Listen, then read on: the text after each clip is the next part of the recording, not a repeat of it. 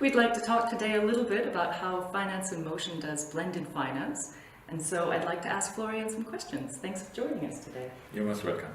My first question would be, if impact investments yield the same as commercial investments, then why even blended finance? I truly believe that there are projects in the developing world that generally bring higher yield or the same as Western market projects would. But there are inherent dangers in going to these places, such as access to courts, due process, foreign exchange fluctuations, governance, transparency. And in all these fields, if you build the structure right, the existence of public investors alongside the private sector investment can produce a better success for everybody. So what does blended finance mean? How do you do blended finance? Yes, we at Finance in Motion really pioneered this concept of a tranche development fund.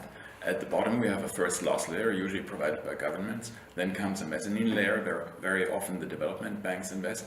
And then importantly, the senior, the most secured layer in the structure is open to private institutional, but also qualified private investors. And they're really what drives the growth. They usually come in after the fund has already established a track record, and that's really essential for the public sector to justify why they're invested.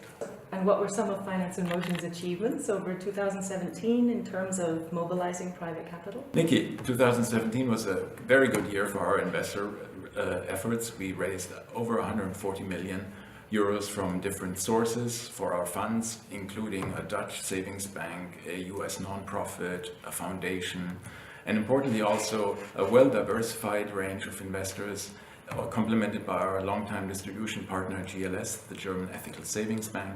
So overall, a great year, bringing the total share of private investors in our funding to 320 million, just about 20% of our total assets under management. So we're happy.